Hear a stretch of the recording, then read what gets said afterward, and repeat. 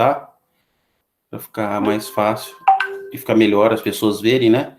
Que na gravação fica sempre o PowerPoint e o vídeo, né? Ô, PowerPoint. Diego, eu tô pelo celular, meu celular tava aqui na mesa, ele tá carregando também, vai ficar meio ruim se eu ligar. Não, tudo bem. Se não conseguir, tudo bem, mas é preferível que sim para ficar mais interativo. Não, Ok. fechou. Vou abrir a Tá? apresentação. Tá Você difícil vai, mesmo. pode abrir, Gabriel. Vocês estão vendo aí? Ainda não. Agora tá carregando. Pronto, agora tá. Para mim tá Foi? aparecendo. Ah, beleza. Iniciar então. Só fazendo uma breve introdução aqui, né? Porque os outros grupos também já apresentaram. Mas só reforçando, né? Que o PNE 2050 é um conjunto de estudos que dão suporte ao desenho de estratégia, né? A longo prazo do governo, em relação à expansão do setor de energia. Essa estratégia consiste em um conjunto de recomendações e diretrizes que podem ser seguidas, né, para a definição de ações e iniciativas a serem implementadas ao longo dos anos. Então, nosso grupo aqui vai começar aqui pela parte de potência complementar. Então, o que é, né, a potência complementar? Ela pode ser definida como um montante, né, de potência necessária no momento em que o sistema precisa de complementação. Ou seja, é um conjunto de tecnologias que contribuem de forma segura para o balanço de potência instantânea, considerando seus custos e a baixa probabilidade de despacho, né?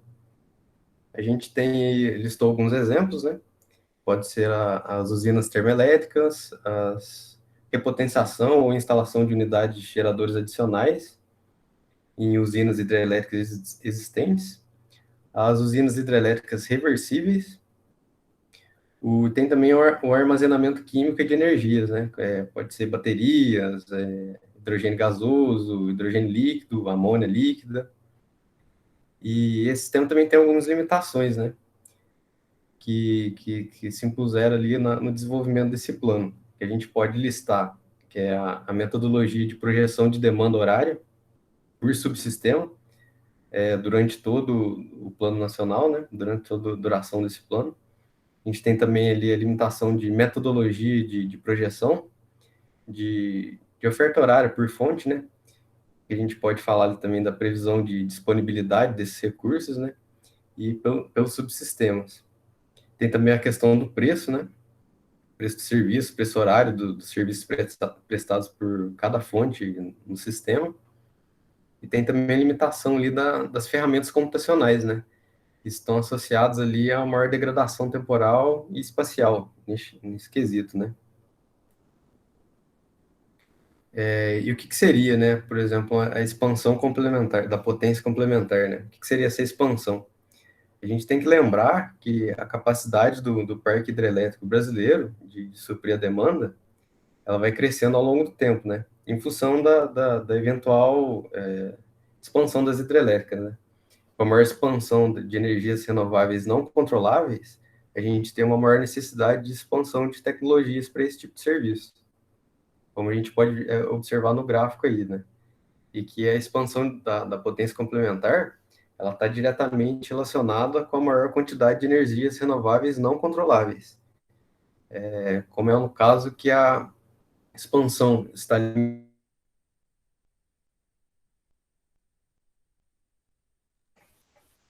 Gabriel?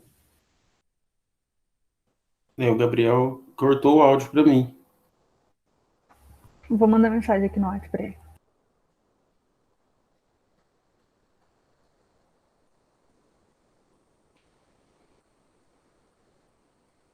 Às vezes cai e volta mesmo, é meio.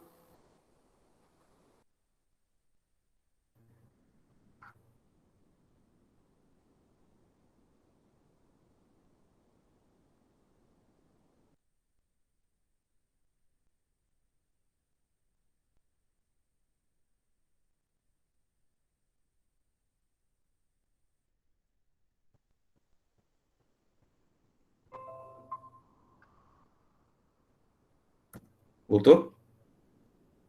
Tá me ouvindo? Voltou. Meu Wi-Fi que caiu aqui, desculpa. A parte de expansão complementar, vocês chegaram a ouvir? Você estava falando da expansão complementar. Isso, do gráfico. Da Assim, expansão do gráfico. a gente pode observar ali que no gráfico que a expansão da potência complementar ela está diretamente relacionada com a maior quantidade de energias não renováveis e não controláveis, né? Como no caso que a expansão está limitada apenas a fontes renováveis. E aqui, por fim, né, na parte de potência complementar, a gente tem as recomendações, né? Quais seriam as recomendações do plano? A gente tem ali o desenvolvimento de desenhos de mercado, criando serviços aderentes às novas necessidades, a modernização do marco regulatório do setor elétrico brasileiro, principalmente que diz respeito à criação de novos produtos, né? De forma aderente às necessidades que tragam um maior dinamismo para o setor elétrico. A gente tem também a maior integração entre o setor de energia elétrica e gás natural. É importante lembrar que o gás natural ele é um recurso importante no suprimento de potência complementar no sistema, né? Mas as necessidades desse setor elétrico exigem uma maior flexibilidade operativa, né? Apesar do mercado de gás natural carecer um pouco de uma demanda, né? Ele varia um pouquinho.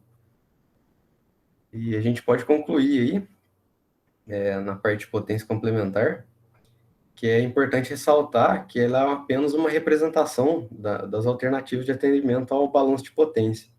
Dadas as restrições de longo prazo, o que o gerador ciclo diesel consumindo biodiesel também é uma representação das alternativas que existem, de tecnologias flexíveis, né, que tem o objetivo de identificar o maior potencial a ser atendido. E a solução também pode ser substituída por qualquer tecnologia mais barata ou algum conjunto de tecnologias que possam conviver, né, em função das suas especialidades junto com as demais. Agora a gente vai entrar na parte de recursos energéticos distribuídos.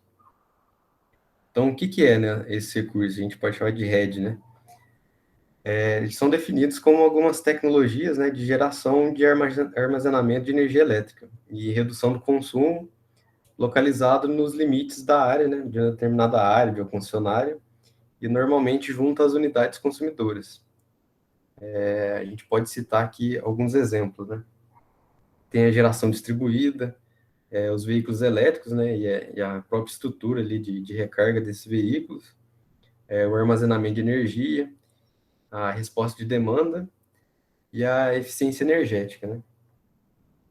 E quais são os desafios aí presentes, né, nesse plano aí de recursos energéticos distribuídos?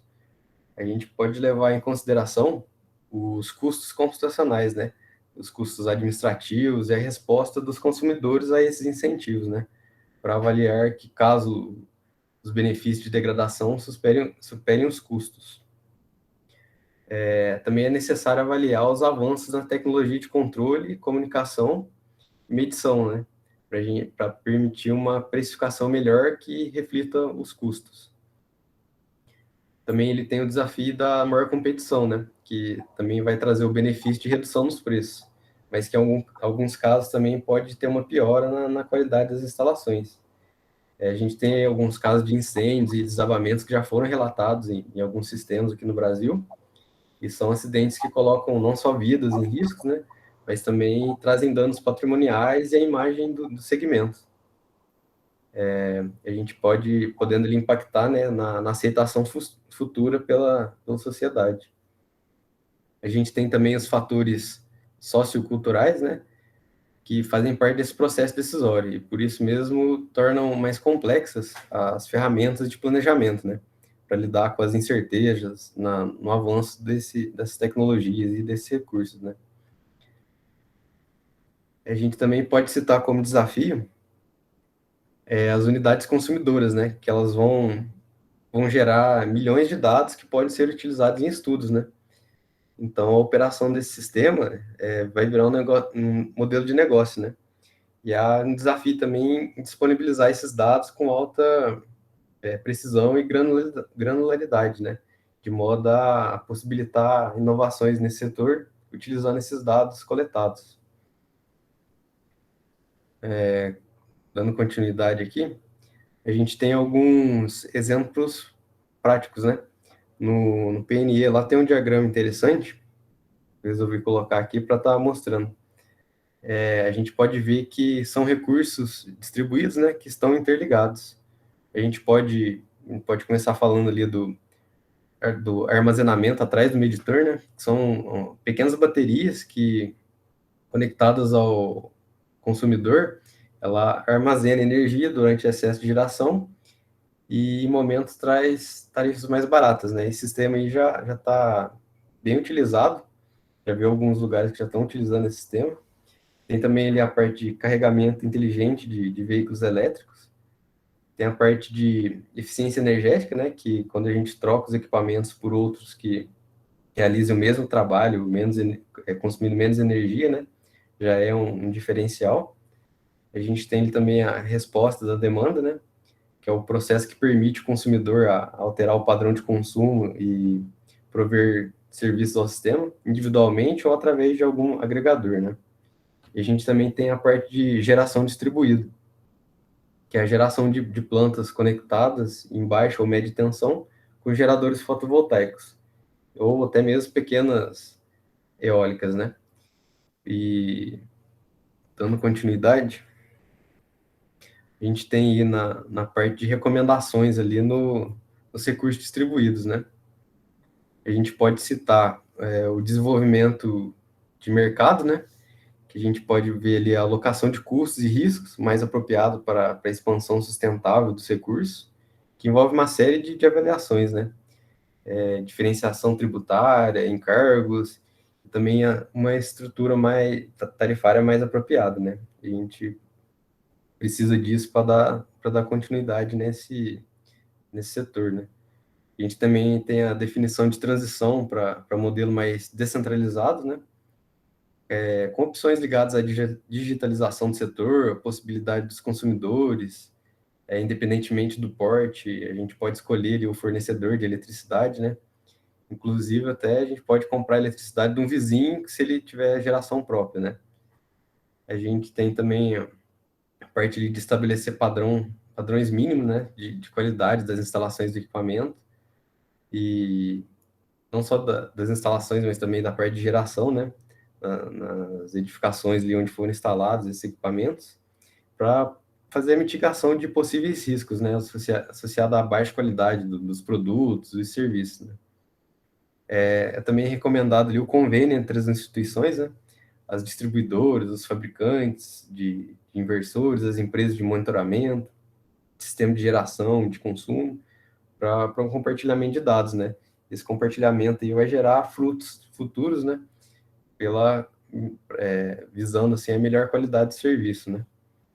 A gente também tem a definição de protocolos de segurança, né? Que é isso, que os dados dos consumidores e os geradores fazem parte das condições para o aprimoramento do planejamento, né? E a operação do sistema. Nesse contexto, a gente pode dizer que cresce, né, as preocupações acerca dos temas, como invasão de privacidade e segurança da informação. Então, a definição de protocolos aí é extremamente importante. Agora é a parte da Simone?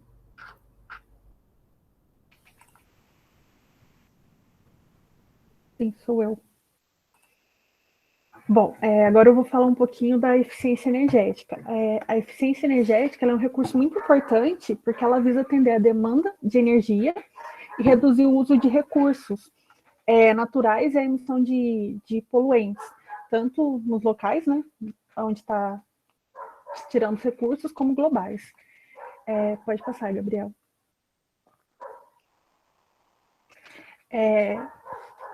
A PNE, ela estima um cenário, né, uma probabilidade, o que é desejável até 2050, que ela estima que o ganho de eficiência energética seja mais aproximadamente 321 terawatts-hora, que é equivalente a 2,5 Itaipu. Então, é bastante coisa. Já agora, na parte assim de transporte, ela visa conseguir economizar 77 milhões de TEP, que é tonelada equivalente de petróleo, que é mais ou menos 13% do estimado até 2050. Só que todas essas porcentagens que eu disse aqui é uma probabilidade, é o que é desejável, mas tem bastante coisa, como políticas, taxas que influenciam nessa probabilidade. Bom, já no Brasil, as introduções voltadas à promoção de eficiência energética, ela teve início na década de 80, com a implementação do Programa Brasileiro de Etiquetagem, que é aquela etiquetinha que assim, o pessoal acha que vê muito em geladeira, que é o nível de economia, né, entre aspas. E também tem a parte mais autônoma, que é a nossa, que como que a gente vem aproveitando a energia, porque também isso gera uma competitividade. Pode passar, Gabriel. Bom, agora pode-se dizer que as oportunidades de aproveitamento dos potenciais de eficiência energética, elas estão distribuídas por todos os setores da economia, edificações, industriais, transportes, e o aproveitamento dessas oportunidades, ela requer uma elaboração de planos, por exemplo, em edificações, através de agenda de índices mínimos de eficiência energética, englobando equipamentos, índice de desempenho. Já na indústria, através da inserção de equipamentos e processos mais eficientes no sistema de gestão de energia. Em transporte, a carga de passageiros através de incentivo e sistema de tração mais eficiente e a redução de demanda por mobilidade e a transformação da estrutura modal do transporte. Pode passar, Gabriel. Bom, aqui já são os principais instrumentos de promoção de eficiência energética em vigor, desde lá da década de 80. O primeiro é o Programa Brasileiro de Etiquetagem, instituído em 84, que é essa etiquetinha aqui, que eu comentei um pouquinho atrás, sobre o nível econômico, né, por exemplo, do eletrodoméstico. O Programa Nacional de Conservação de Energia Elétrica, que é o PROCEL, este é direcionado aos recursos para ampliação em projetos que realizem investimento em estudo, em capacitação de programas de eficiência energética. Tem também o Programa Nacional de Racionalização do Uso de Derivados de Petróleo. Ele foi criado em 91 e o objetivo dele é incentivar o uso racional de combustíveis nos setores como residência, comércio, indústria. Tem o Plano Nacional de Eficiência Energética, né, que é o PNE. Ele indica as diretrizes específicas direcionadas à promoção de eficiência energética. O Programa de Eficiência Energética, o PE, que é a ANEEL, ele estabelece um percentual de receita operacional líquida da atividade de distribuição de eletricidade do país. Tem a Lei de Eficiência Energética, que estabelece os índices mínimos de eficiência energética para o equipamento comercializado no Brasil e em edificações. A instrumentação normativa, que é uma etiqueta nacional de conservação de energia, de eficiência energética, que é obrigatória para edifícios públicos federais e reformado com recursos federais. E, por último, a portaria interministerial, ele estabeleceu um programa de implementação de índices de desempenho energético para lâmpadas incandescentes, que foi uma forma de banir ela do mercado. Valeu. Agora os desafios, né? A baixa disponibilidade de informações sobre o potencial e os custos de oportunidade de eficiência energética. Isso é fundamental para orientar as áreas de esforços prioritários. Também como mapear as barreiras, delimitar as ações a serem empreendidas, a fim de aproveitar o máximo, né, dos recursos. A coordenação institucional e integração de diferentes iniciativas relacionadas à eficiência energética, que é a implementação de políticas e mecanismos de eficiência energética, que envolve uma cadeia complexa de coordenação, de política, bem a parte mais burocrática. E a criação da cultura de eficiência energética na sociedade, que é incentivar a gestão de demanda por parte dos consumidores e o consumo de energia via uso de uma forma mais eficiente também. Pode passar, Gabriel. Bom, né, as recomendações. Garantir o levantamento necessário dos dados, informações sobre o mercado de eficiência energética, e além de aperfeiçoar os sistemas de coleta de dados, né, das informações existentes, com a atualização dos dados e informações. Revisar o marco institucional relativo à eficiência energética. É necessário revisar o modelo, no sentido de incentivar a participação de concessionárias de distribuição no mercado de eficiência energética. E fomentar as ações de informação e educação sobre a contribuição de eficiência energética no país. Pode passar, Gabriel. Bom, a tecnologia de armazenamento. Gente, eu apertei o aparelho, tá horrível de falar. As tecnologias de armazenamento de energia, elas auxiliam no preenchimento da lacuna entre a oferta e a demanda de energia elétrica. Aí ela pode ser classificada em função da sua natureza, como mecânica, química, eletroquímica ou térmica. Pode passar. Bom, as perspectivas. As formas de armazenamento, ela tem um impacto muito efetivo na distribuição de energia elétrica, que são aquelas que têm dinâmica mais rápida e flexibilidade na operação, como volante de inércia, usinas hidrelétricas reversíveis, armazenamento de ar comprimido e as baterias. Estas últimas, né, ela apresenta uma melhor opção para várias aplicações, devido a ser mais fácil a portabilidade dela. E acho que é só isso que tinha de... Não, e também são capazes de prestar serviços a uma rede centralizada ou distribuída, com uma variação na sua capacidade de velocidade de carga e descarga. Pode passar, Gabriel. Bom, desafios principais. A tendência é que tenha que lidar com uma grande inserção, principalmente aqui, acho que no mundo todo, mas no Brasil também, com a inserção de fontes solar e eólica, que introduz uma maior variabilidade, só que tem uma menor previsibilidade na geração de energia elétrica global.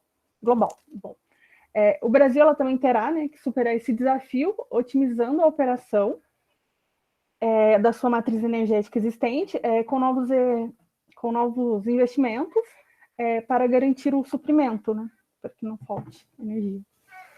Pode passar, Gabriel. Bom, as recomendações. A mudança na contabilização da garantia física de usinas hidrelétricas reversíveis. Essa recomendação ela deve ser alinhada com o desenho do mercado adequado para que a remuneração dos sistemas de armazenamento do SIM. O segundo é a regulamentação do uso de sistemas de armazenamento na geração, transmissão e distribuição. A integração do sistema de armazenamento, ela pode reduzir os efeitos adversos da integração de fontes variáveis e suavizar os picos de demanda, melhorando a operação do sistema elétrico. A operação dos modelos de planejamento, programação e despacho. A representação adequada dos sistemas de armazenamento nos modelos de planejamento, programação e despacho, ele é essencial para otimizar o sistema elétrico. Pode passar, Gabriel. Agora eu vou falar da geração distribuída. Bom, no Brasil, o instrumento ele viabilizou a conexão de pequenos e médios geradores ao sistema de distribuição da Resolução Normativa REN. Este regulamento ele criou umas figuras de micro e de mini gerador distribuído. E em 2015, esse regulamento ele foi aprimorado de modo a tornar o processo de conexão ele mais eficaz e ampliar o acesso de geração para um número maior de unidades consumidoras. Atualmente, essa resolução ela permite a conexão de geradores de até 5 megawatts na rede de distribuição, a partir de fontes renováveis de energia ou da cogeração qualificada. Pode passar, Gabriel? Bom, os principais desafios. Considera-se que ao longo a longo prazo, o modelo de compressão líquida integral com as tarifas voluntárias não é sustentável. Aí vai ser preciso rever essas taxas em algum momento. Pode passar, Gabriel. Bom, as recomendações. Estabelecer um modelo de transição de compensação integral para um modelo com uma correta sinalização dos custos. Espera aí, gente, meu notebook vai desligar. Com os custos associados à expansão de geração distribuída. E, por fim, né, a venda de excedente de gerador distribuído no Mercado Livre, a entrada do preço no horário. A possibilidade também de competição no varejo de eletricidade e também a participação de mercado de serviços, por exemplo, traria um novo cenário, uma maior competição e a expansão da geração distribuída no setor elétrico brasileiro. É isso.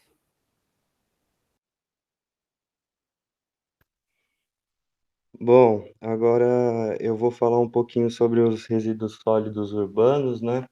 Eu vou começar citando a Associação Brasileira das Empresas de Limpeza Pública, a ABRELP.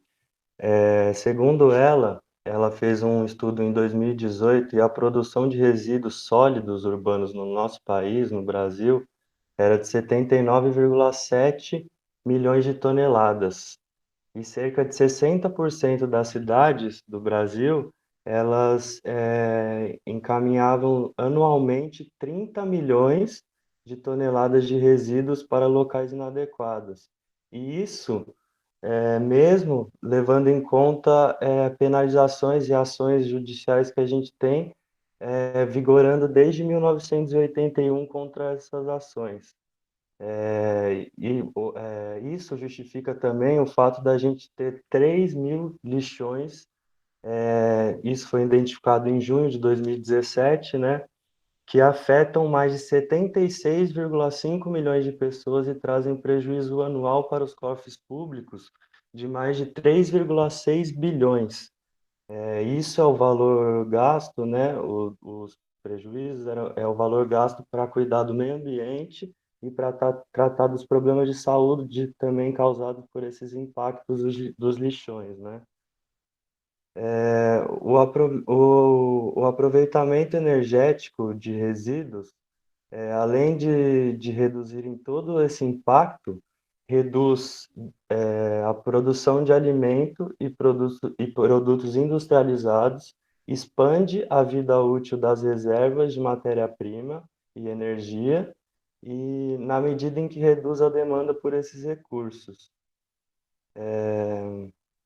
Eu vou falar um pouco da estimativa dos recursos também, dos resíduos sólidos, e vamos pensar primeiro no aproveitamento energético dos resíduos sólidos, e vamos considerar uma composição típica de 50% de fração orgânica, 40% de embalagens e 10% de inertes.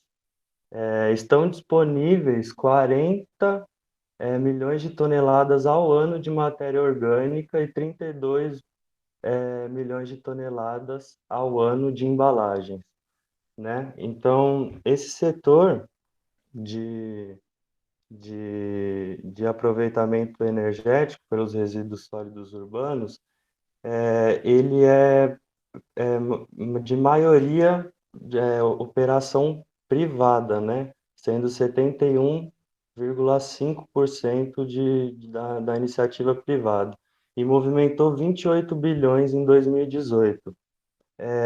Já no caso do esgoto sanitário, a operação é de maioria realizada por empresas do Estado, né?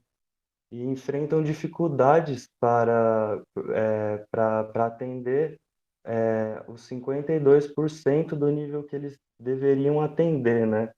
Só que para eles conseguirem atingir esse 52% do nível que eles têm de atendimento, o governo ele necessitaria de cerca de 400 bilhões até 2030, que é o plano que a gente tem, né? A perspectiva tecnológica que a gente tem seriam que existem duas grandes linhas, né? Seria a reciclagem e a transformação desses resíduos. A primeira, que é a reciclagem, é o reaproveitamento da matéria para fim similar ou igual aos originais. E a segunda é um direcionamento e transformação para finalidades diferentes das originais. No Brasil, o aproveitamento energético ainda é muito inicial e grande parte ainda usam aterros e lixões com suas destinações, né? Como eu já havia citado, no começo. E os principais energéticos que podem ser obtidos através do aproveitamento é o biogás, que é com a queima dele a gente consegue gerar energia e ainda quando ele sofre um processo de purificação, ele pode ser utilizado como substituto ou complemento ao gás natural e é chamado de biometano ou gás renovável. As duas formas de aproveitamento energético mais utilizadas seriam essas, né? E seriam a incineração e o processamento biológico. A incineração, ela causa problemas ambientais, né? Então, tem que ter um investimento bem pesado em tecnologias para minimizar esses problemas ambientais. E já o processamento biológico é menos agressivo ao meio ambiente. O potencial de oferta de biometano, de acordo com a EP 2019, 203 milhões de brasileiros geram 8.120 toneladas por dia de material orgânico.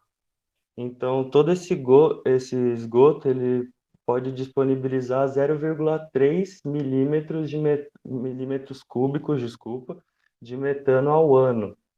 Então, a efetiva disponibilidade de processamento que a gente tem, né, é de até 0,13 milímetros cúbicos ao ano. Então, a gente não consegue chegar no total.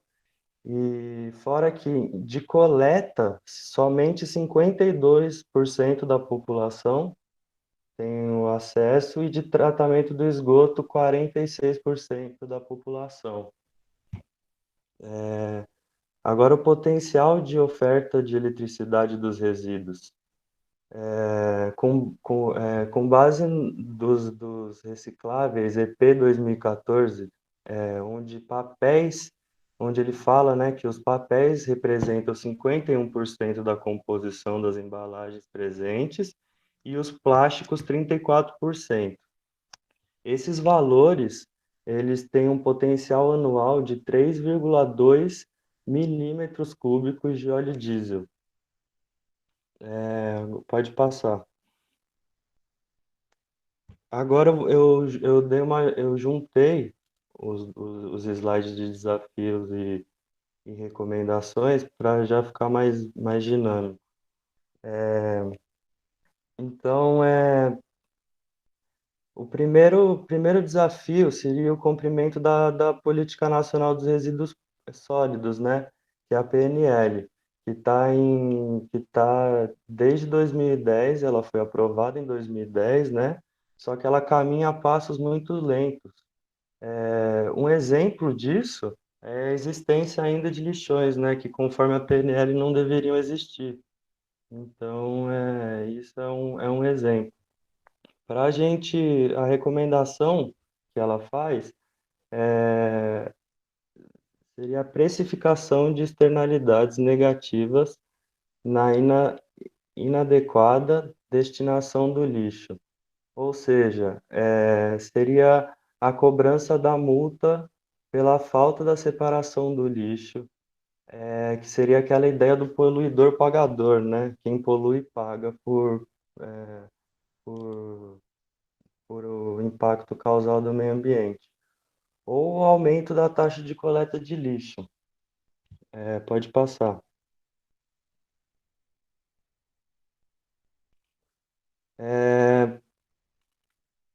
A estrutura a estruturação do negócio, estrutura de negócios multiprodutos e multiagentes, seriam divididos em dois setores, né? O setor elétrico e o setor de combustíveis. O setor elétrico é o aproveitamento comercial da eletricidade dos resíduos sólidos, né? E a produção de biometano para fins veiculares e resíduos térmicos para a, a cogeração industrial. A recomendação dada é o aproveitamento energético nas concessões públicas. Então, seria o desenvolvimento de interfaces, como, por exemplo, a coleta de lixo com de transporte coletivo, que diminui, por exemplo, diminuindo a taxa de coleta de lixo e a passagem de ônibus, gerando incentivo nessas áreas. Pode passar.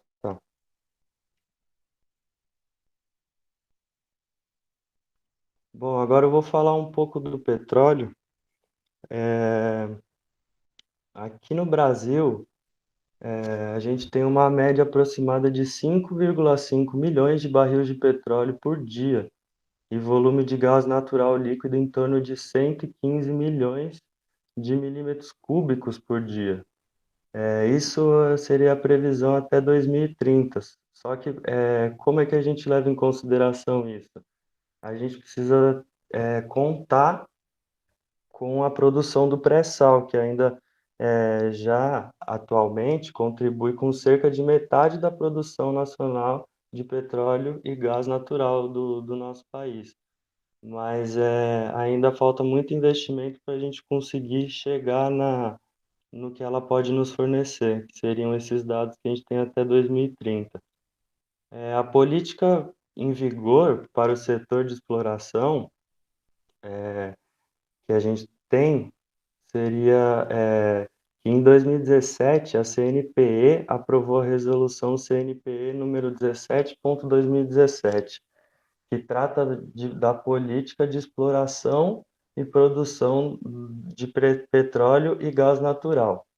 Ou seja, isso dá liberdade para a criação de licitações que maximizem a repercussão dos recursos a recuperação, né, dos recursos dos reservatórios, a quantidade do potencial petrolífero que a gente tem no Brasil e a intensificação das atividades exploratórias no país, né? Pode passar. Bom, os desafios e recomendações. O primeiro desafio é manter a produção nacional no patamar dos níveis previstos para 2030. Então, manter para 2030 seria aquela de 5,5 milhões de barris de petróleo por dia. É um desafio grande, porque a gente precisa muito do pré-sal. Então, para isso, a gente precisa garantir a continuidade das atividades exploratórias por meio de manutenção da oferta de áreas. Ou seja, há áreas para exploração em bacias sedimentares, com expectativa para hidrocarbonetos, que são chamadas de fronteiras exploratórias.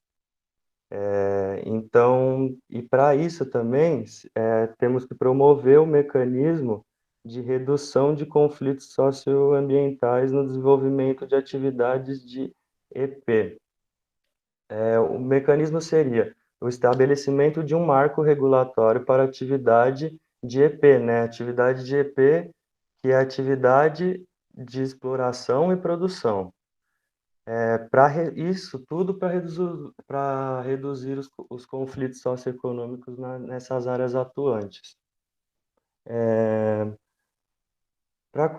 Outro desafio que a gente tem é comercializar os grandes volumes de petróleo brasileiro junto ao mercado mundial. O desafio dessa comercialização, né, dessa política exterior, A gente faria com a articulação com entidades como o Ministério de Planejamento e outras contribuições pertinentes. Iniciativas para ampliação da infraestrutura, logística, de escoamento da produção do petróleo nacional. Para desenvolver o mercado para comercialização do petróleo brasileiro, recomenda que a infraestrutura de logística desse segmento seja ampliada. E como a gente amplia ela? Com a construção de novas rotas de pontos, com instalações modernas e adequadas às operações. Pode passar.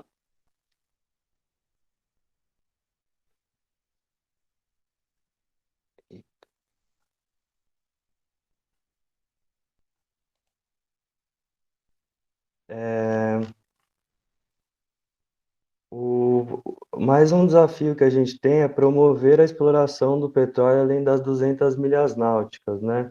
Que é um plano que permite a exploração, como o próprio já fala, até as 200 milhas náuticas. Esse plano permitiria além dela, né? E, então, para isso, a gente precisa implementar a recomendação do GT 200 milhas náuticas, que justamente quebra essa barreira das 200 milhas náuticas, fazendo com que a gente consiga explorar a mais, né? Então, seria isso.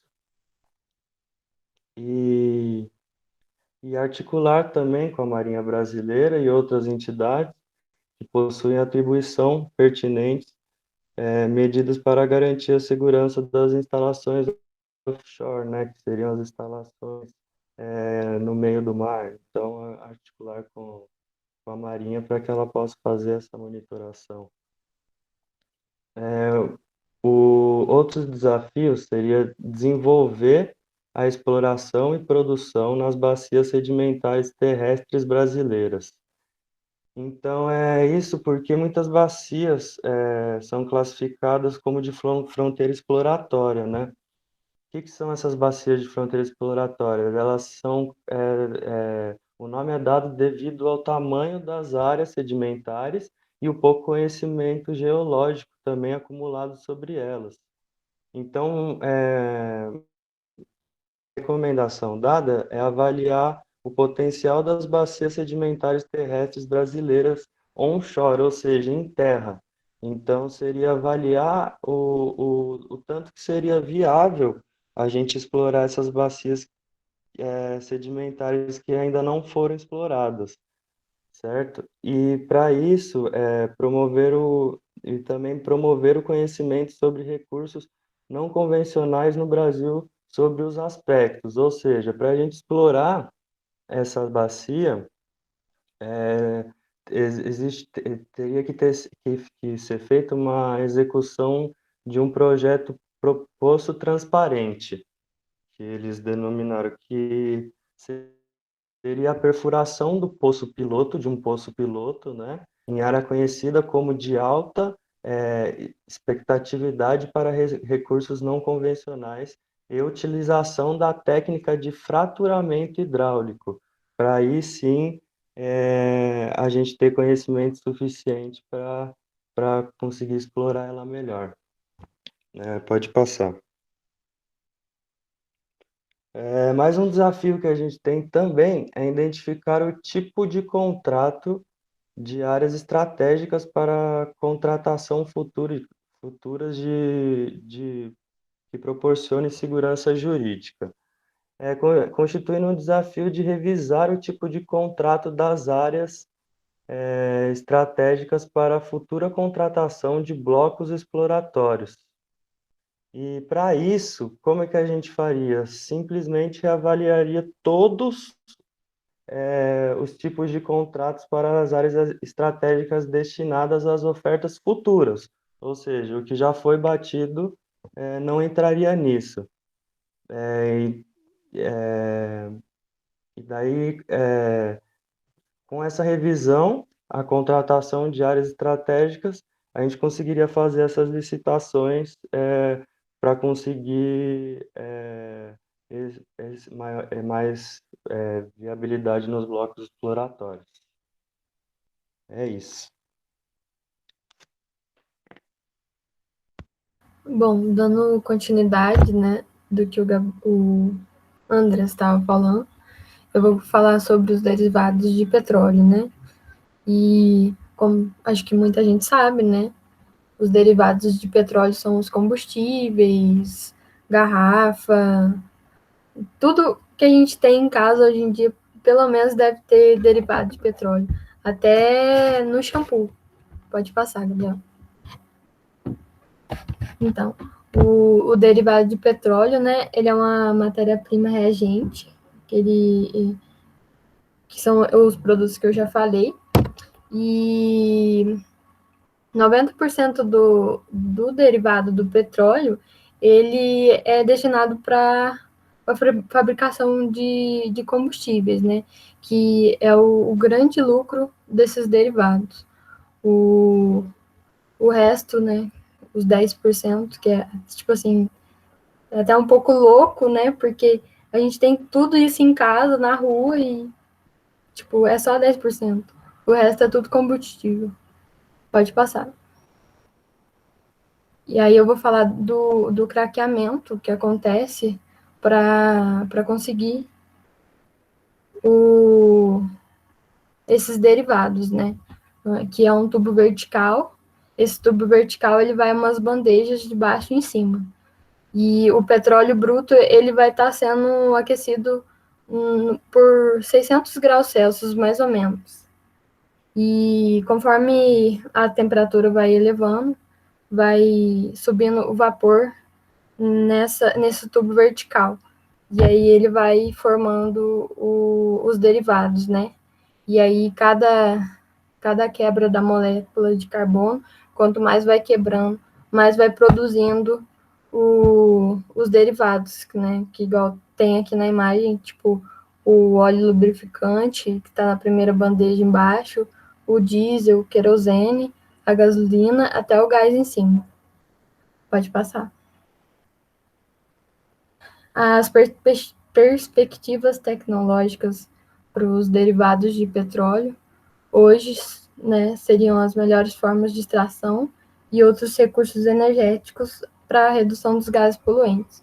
Porque para fazer essa derivação do petróleo, ele emite muito gás e é o que causa o efeito estufa hoje em dia, né? Quanto mais a gente consome, mais a gente causa o efeito. Os principais desafios são os recursos que não são convenientes, né? No caso, não é um recurso tão conveniente por conta do meio ambiente. Ele não tem muita segurança na extração, nem na hora de fazer. A capacitação de mão de obra também é muito baixa para trabalhar com isso. E a continuidade das rodadas de licitação para fazer esses derivados. As recomendações seriam trocar, né, esses derivados por outras alternativas, como biocombustíveis, carros híbridos, elétricos e outros meios de transporte que não emitam os gases, né, tipo bicicleta e outros. Pode passar. Vou começar a falar um pouco do gás natural agora. Pode passar. Bom, o gás natural ele é uma mistura de derivados, combustíveis fósseis, né, submetidos a intenso calor e pressão ao longo de milhares de anos. E ele é encontrado em campos terrestres, marítimos ou os terrestres, né, presente também nos reservatórios de petróleo. Ele pode ser utilizado na geração de eletricidade em indústrias, combustíveis para veículos, gás para casa, loja e produtos fertilizantes. É muito interessante também que na hora, tipo, de tirar o petróleo, você tem ali o gás natural, você pode ter o gás natural na extração do petróleo. E quanto mais gás natural você tira e injeta de novo, você consegue produzir mais petróleo. Pode passar. as perspectivas tecnológicas para o gás natural hoje no mercado brasileiro tem uma grande potência para se desenvolver. Só que tem uma baixa, como fala, um baixo investimento, né? Poderia ter mais competitividade no mercado, né? Com mais pessoas investindo no gás natural. E aí teria um aumento de produção no pré-sal também e na demanda por geração de termoelétrica. O gás natural, ele é muito utilizado na hora de que falta a parte da hidrelétrica, na termoelétrica. Então, quando as reservas estão baixas, o gás natural ele é utilizado. Mas aí entra a parte da perspectiva dos 50 anos para poder ter uma demanda maior, uma procura maior pelo gás natural também, investimento para conseguir chegar no mesmo nível de uma hidrelétrica, termoelétrica. Pode voltar. Os principais desafios que seria a aceleração da transição da mudança climática. Por mais que hoje em dia tenha utilizado o gás natural, ele altera a mudança climática. Então, é muito baixo a quantidade de gás natural que é tirado hoje, por exemplo, no Brasil, é 1% só da demanda mundial de gás. E se esse 1% já está afetando, né, com mudanças climáticas, imagina se fosse 100% no caso. Mas as recomendações para ele são muito boas. Ele é um gás que é menos inflamável que os combustíveis normal e ele é mais leve do que o ar. Então você conseguiria transportar ele, fazendo com que ele ficasse numa temperatura negativa, né, que é como acontece hoje em dia. Se eu não me engano, é menos 100 e alguma coisa. Que aí ele vira líquido, e aí você consegue transportar bastante gás, aí ele chegando nos portos, depois ele passa para a indústria, e eles conseguem reverter muito gás, porque ele é bem leve.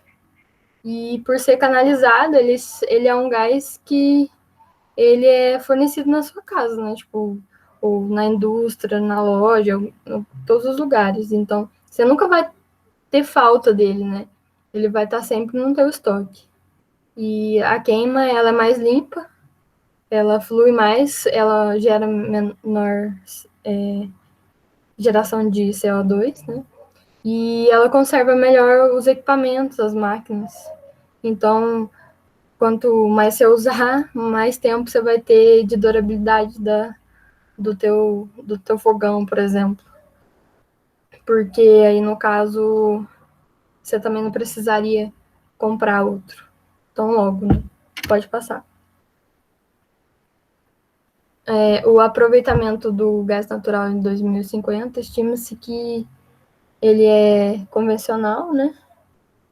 E atinja cerca de 220 milhões de metros cúbicos por dia até 2050, né? Em 2050.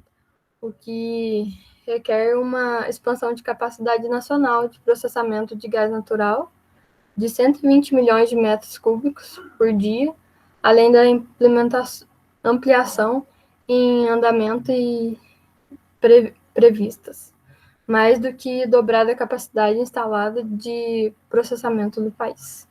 Pode passar.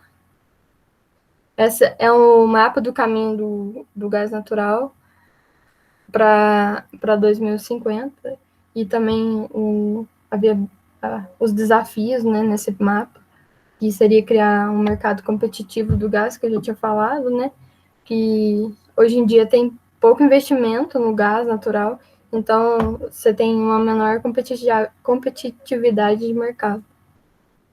E é isso.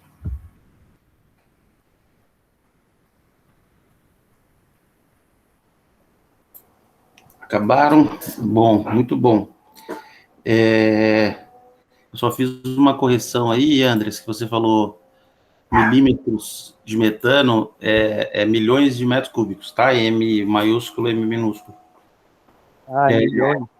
Milhões de metros cúbicos. Tá. Eu Tá falei bom? milímetros. É, não, é tranquilo. Bom, acho que o próximo grupo pode ir colocando aí a apresentação.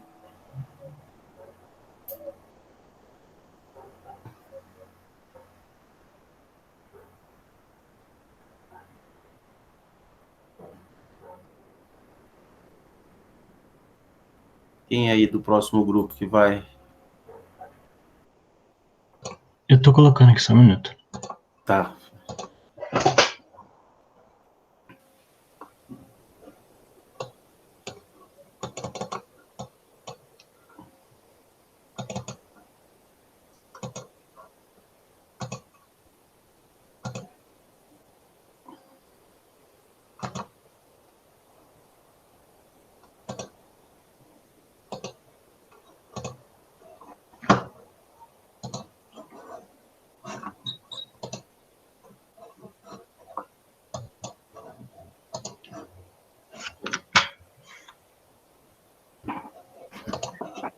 Bom, Tá já. aparecendo já?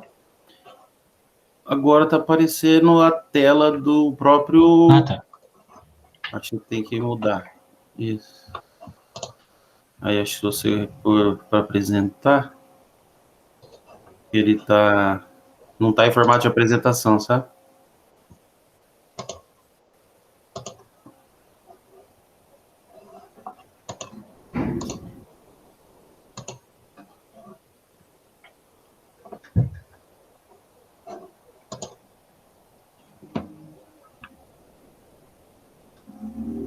Agora foi?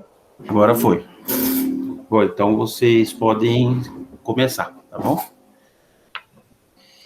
Eu vou começar aqui, só deixa eu ligar a câmera. Tá bom. Tá dando para ver direitinho? Tá. Boa noite, pessoal. Nós vamos apresentar o Plano Nacional de Energia. Nós somos o grupo 6, composto por Fabrício, Gabriela e Guilherme. Bom, um pouquinho sobre o PNE 2050. Ele é um plano nacional de energia feito pela empresa de pesquisa energética EPE, e ele tem como objetivo apresentar a estratégia para uso e expansão em longo prazo de recursos energéticos no nosso país. No país, não no nosso. Pode passar. Primeiramente, vamos falar um pouco sobre as tecnologias disruptivas. As tecnologias disruptivas, ela tem potencial de alterar e enriquecer o mercado de energia. Porém, como elas têm poucos elementos ainda para poder prever sua inclusão na matriz energética, seus desdobramentos, ela ainda está na fase de muita pesquisa, de muito desenvolvimento, não só no nosso país, mas também em todo o mundo. E ao longo da apresentação, eu vou citar alguns desses países para vocês. Na PNE 2050, nós temos 9 formas de energia. O hidrogênio, a energia proveniente do etanol ligonocelulósico ou de segunda geração, a biorefinaria, a energia dos oceanos, a Small Modular Reactor, que é a SMR, a fusão nuclear, geotermia, navio-plataforma e transmissão sem fio.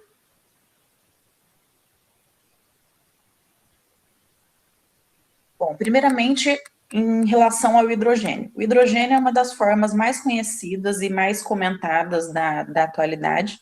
Ele é uma matéria-prima de diversos produtos industriais. Ele tem um uso energético, como falei, muito conhecido. Sua pesquisa e desenvolvimento, ela tem a finalidade de utilizar o hidrogênio para produzir eletricidade, principalmente na área de transporte. E é um modo muito eficiente de armazenar e transportar energia. Existem diversas formas de obtenção de hidrogênio, e algumas delas são a reforma a vapor, a oxidação parcial ou reforma autotérmica de gás natural ou óleos, a gaseificação de carvão ou biomassa, eletrólise da água, entre outros. E ele auxilia nos desafios energéticos da descarbonização de setores, que seria, na verdade, uma redução do uso de combustíveis fósseis, no armazenamento para energia renovável, na segurança de abastecimento, por conta da versatilidade de produção, que eles podem ser tanto a partir de fontes renováveis, como de fontes não renováveis. E por conta também da sua diversificação de aplicação. Esses combustíveis à base de hidrogênio é uma alternativa para que se chegue na economia de baixo carbono. O que seria isso? Por exemplo, vamos pegar o que nós mais conhecemos, que são os veículos leves, carros. Nós usamos no dia a dia. O objetivo de colocar o hidrogênio como combustível é reduzir o custo da pilha combustível e armazenamento de hidrogênio a bordo, ou seja, o objetivo principal é reduzir o peso e aumentar a segurança, que hoje em dia ainda não pode se dizer que é um meio seguro, porque realmente tem que desenvolver muita parte de pesquisa. E o objetivo principal é eliminar a necessidade de compressores e custo de manutenção, tornando eles mais competitivos com os veículos elétricos, por exemplo, que é o que o Tesla vem fazendo ultimamente.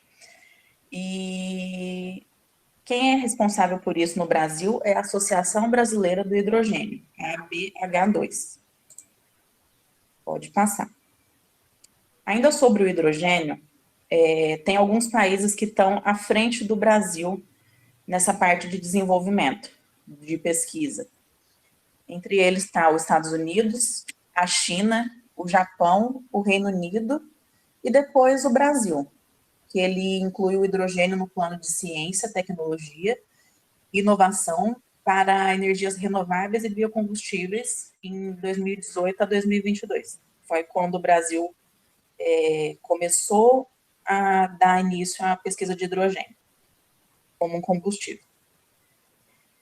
Na parte de perspectivas tecnológicas, nós temos a produção de hidrogênio de reforma de vapor gás natural, que seria o hidrogênio cinza. O hidrogênio cinza seria o que nós utilizamos hoje, que seria uma forma mais barata, porém, não é o nosso objetivo ter um hidrogênio cinza. Nosso objetivo é ter um hidrogênio, no mínimo, azul ou verde, que seria o mais sustentável. Então, com isso, nós temos o objetivo inicial, que é transformar o hidrogênio em uma energia mais limpa, que é chamado hidrogênio azul. E através da captura e uso de carbono, que chama CCUS. O objetivo final é transformar o hidrogênio a partir de fontes renováveis via eletrólise, que é o hidrogênio verde. No Brasil, nós temos alguns estados com reserva de hidrogênio já localizadas. A primeira no Ceará, a segunda em Roraima, a terceira em Tocantins e a quarta é em Minas Gerais. Bom, agora em relação à energia dos oceanos. É uma energia que particularmente eu acho muito interessante, porque o Brasil ele tem um litoral muito extenso, de 7.400 quilômetros.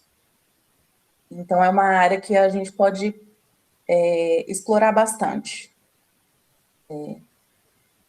A energia dos oceanos, ela em estado bruto, ela é formada a partir de movimentos periódicos das marés, ou o movimento das ondas, e através da hidrocinética também, que seria a corrente marinha, o fluxo da maré, energia térmica e o gradiente salino. Ou seja, é uma energia totalmente gratuita, assim, começa gratuitamente, mas existe um custo para sua captação. Mas é uma energia que já nasceu com o planeta, é uma energia limpa, bastante interessante. As bacias atlânticas brasileiras, elas são o potencial, como eu falei, e até mesmo no que seria digamos, defeito, que seria a diferença de composição química por conta da extensão territorial, ela acaba podendo ser usada positivamente. E a estimativa de geração de energia a partir dos oceanos é uma geração anual de 5.167 terawatts-hora, que é uma quantidade bem alta. Pode passar. Ainda sobre as energias dos oceanos, nós temos também a maré motriz, que ela está bem mais desenvolvida.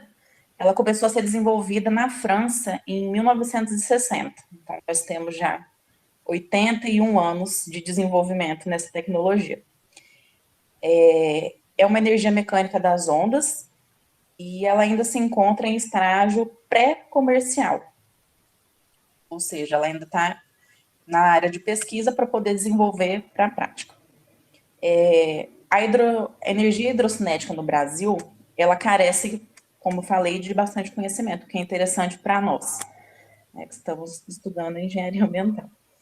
O aproveitamento da energia térmica nos oceanos, ele é muito promissor.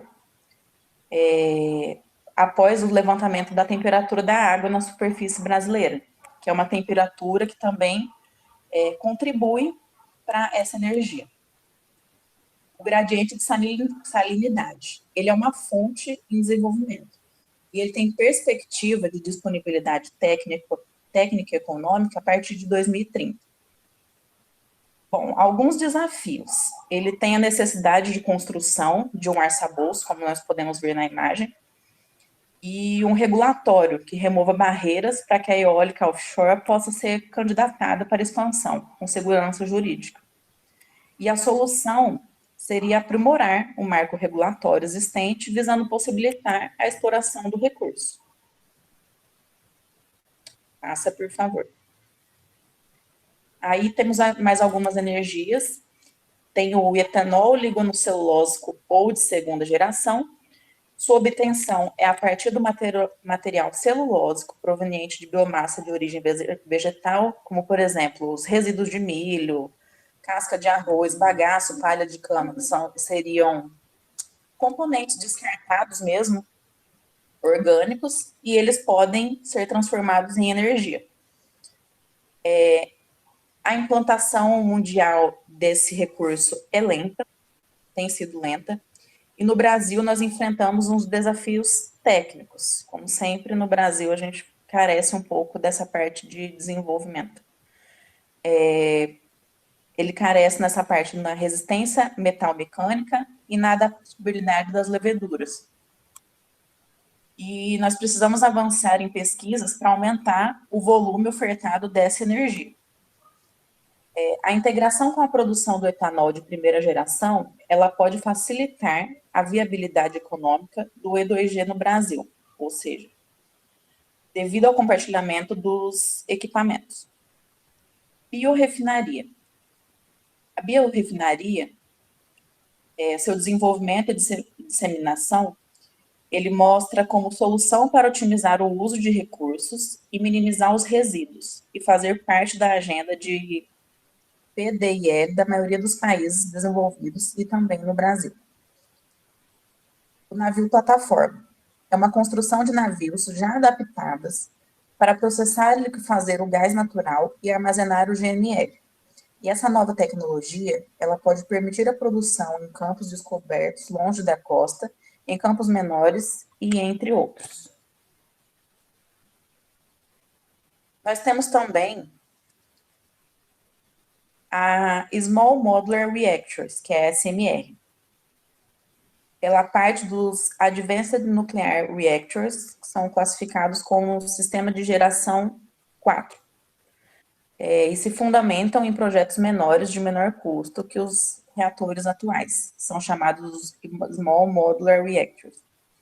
Esse sistema, eles utilizam forças naturais, como gravidade e diferença de pressão, para o acionamento dos mecanismos de resfriamento do núcleo, sem necessidade de intervenção humana ou energia elétrica.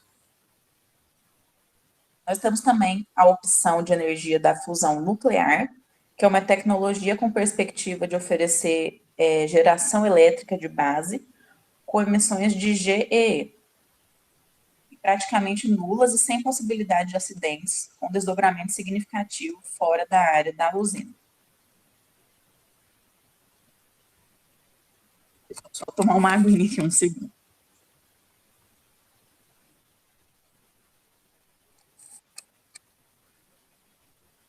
Nós temos também a geotérmica superficial. O que é a geotérmica superficial? ela é o aproveitamento de energia térmica do subsolo. Mais uma vez, uma energia renovável e limpa e gratuita da Terra, né?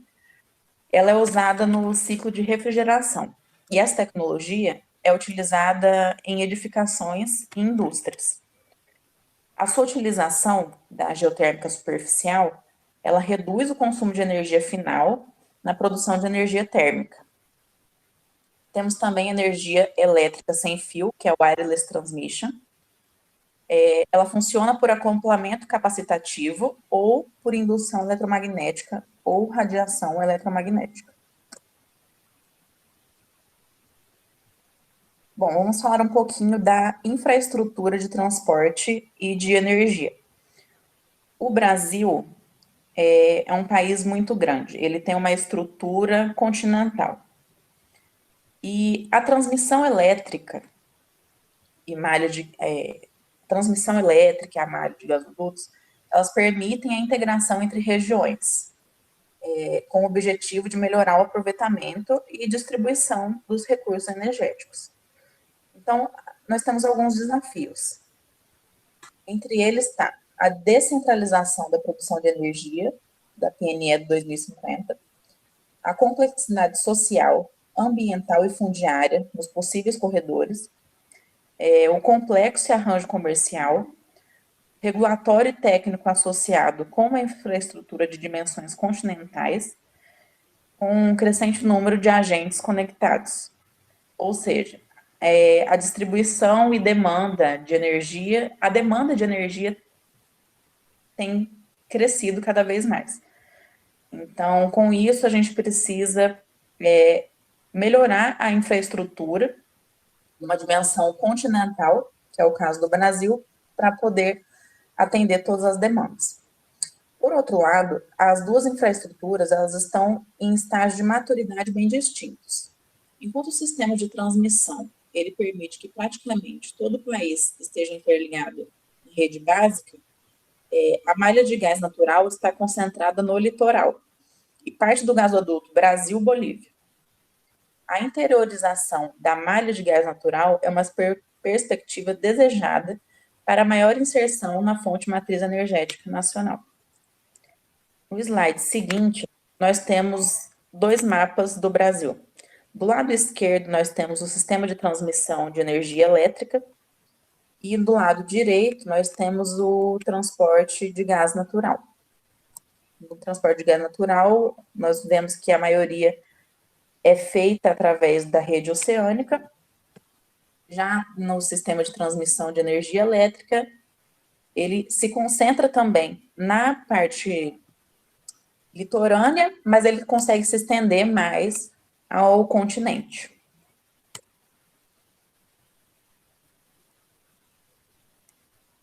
Agora eu vou passar a palavra para o meu colega.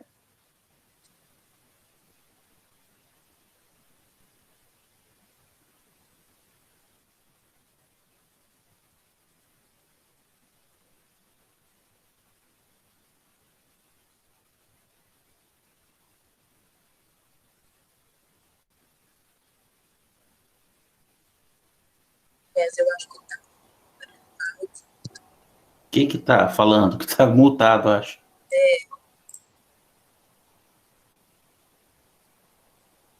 É o Matheus. O Matheus? Matheus Augusto.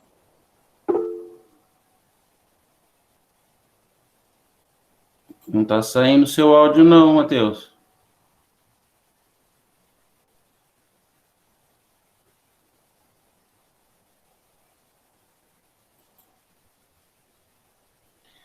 Matheus, sai e entra de novo. Você tá escutando? O Chess, ele tá falando no chat, eu não sei se você viu. Uhum.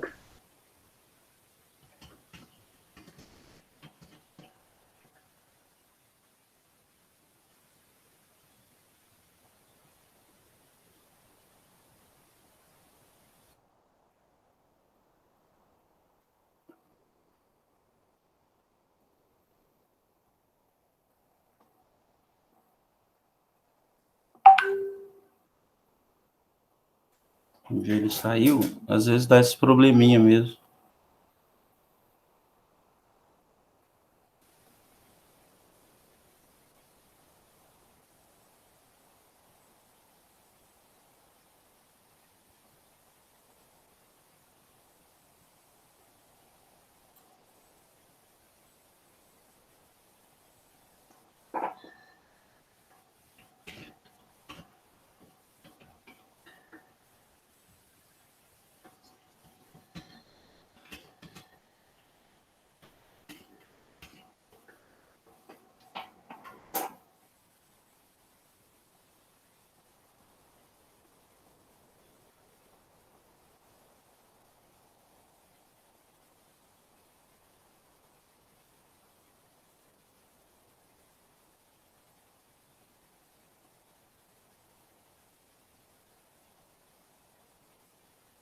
Está escutando, Matheus?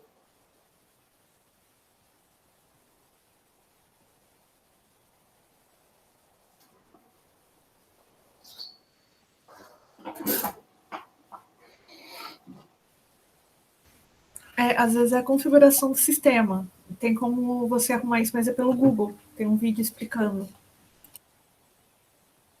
Jesse, não sei se você permite, mas eu poderia ler os slides dele. Não, vamos ver se ele consegue.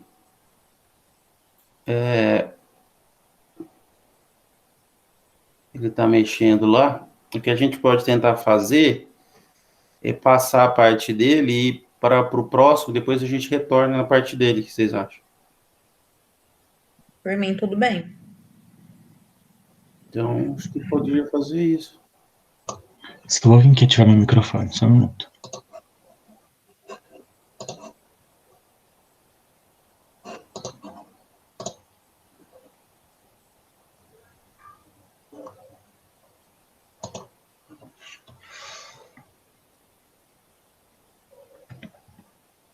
Tá aparecendo de novo? Oi? Aparecendo o slide de novo?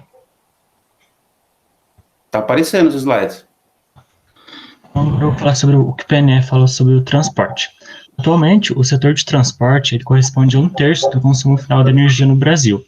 E além da sua relevância no consumo energético e dos diversos impactos ambientais associados, o setor de transporte ele tem uma ampla relevância e abrangência econômica e social, englobando aspectos como a mobilidade de pessoas, o escoamento da produção agrícola, a logística de exploração do pré-sal, o abastecimento de insumos para a indústria.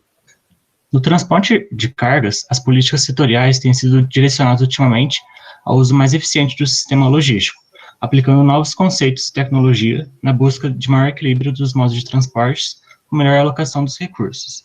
De forma geral, o Brasil ainda necessita investir relativamente mais na infraestrutura logística, destinada aos serviços ferroviários e hidroviários, e além disso, ele também precisa aumentar a produtividade dos ativos existentes. E com o crescimento populacional das cidades e da renda per capita, isso traz desafios relacionados à movimentação de pessoas, que demandam por mais acessos a serviços e produtos, e assim repercutindo diretamente nos serviços de transportes, com efeitos sobre o aumento da frota de veículos, maior congestionamento, acidentes de trânsito, poluição sonora e atmosférica e maior consumo de combustíveis.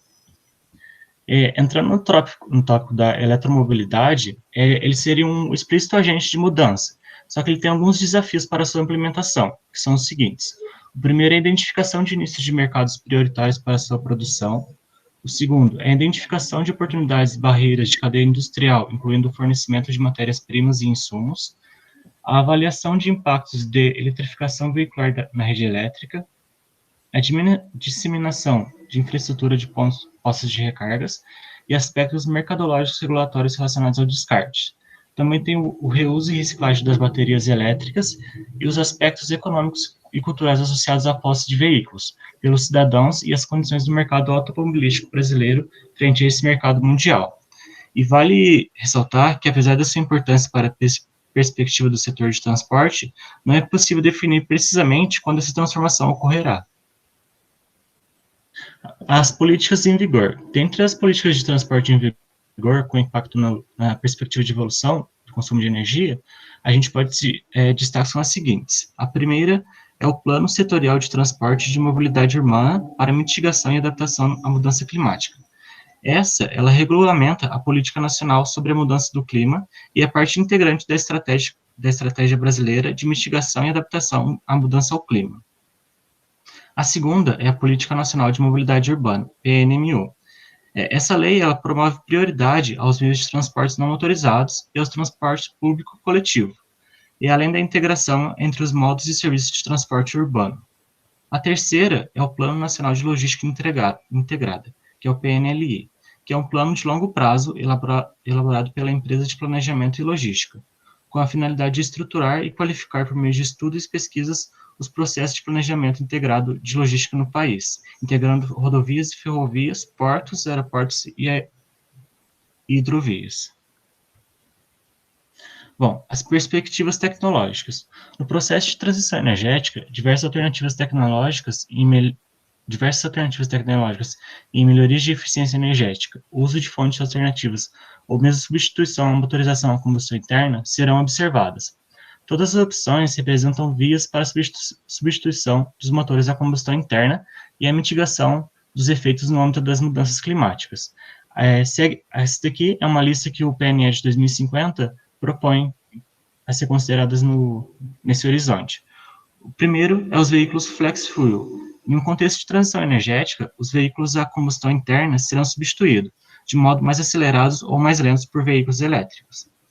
A segunda tecnologia são o gás natural veicular e o biometano. Cada tecnologia ou combustível será implementada a partir de diversas condicionantes no Brasil, com espectro de penetração variado, a depender da existência e do valor da tecnologia disponível, modelo de negócio, disponibilidade de combustível e sua estrutura de custos. O terceiro é o biodiesel. O aumento do consumo de biodiesel e biometano em veículos, principalmente pesados, também deve ocorrer nas próximas décadas, a partir do desenvolvimento e progresso no motores de caminhões e máquinas agrícolas, e além das melhorias na sua fabricação, tratamento e especificação do mesmo. A quarta seria o diesel renovável ou diesel verde. O diesel verde é um combustível renovável, que ele surge como uma alternativa para o ciclo do diesel e pode ganhar participação nas próximas décadas, pois além de ser drop-in, ele conta com ações da ANP, e para sua normalização, e com as perspectivas de aumentos de viabilidade econômica. O quinto são os veículos elétricos. No mundo, os veículos elétricos têm diversos desafios, em especial relacionados a baterias. Neste caso, a disponibilidade da matéria-prima para sua fabricação, aspectos tecnológicos no âmbito da segurança e autonomia, são consequência do seu preço e da aquisição. O sexto seria as pilhas combustíveis, para a produção de hidrogênio a partir de biocombustíveis e gás. Ela trata-se de uma tecnologia mais disruptiva entre as demais citadas. Essa tecnologia, no longo prazo, pode apresentar uma alternativa tecnológica bastante importante para o Brasil, dadas as características do país e seu papel relevante na produção de biocombustíveis no mundo. Bom, a evolução do consumo de energia no setor de transportes.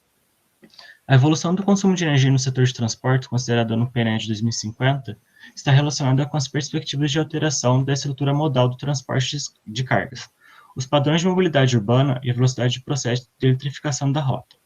Essa alteração na estrutura modal e os avanços na tecnologia levam ao aumento da demanda energética, que quase duplica nesse tempo, só que também tem um menor crescimento das atividades. O setor ferroviário, aquaviário e aéreo tem um crescimento muito pequeno nesse tempo. Bom, a evolução do consumo de energia. Com esse crescimento econômico do país, haverá necessidade da ampliação e diversificação dos modos de transporte no Brasil.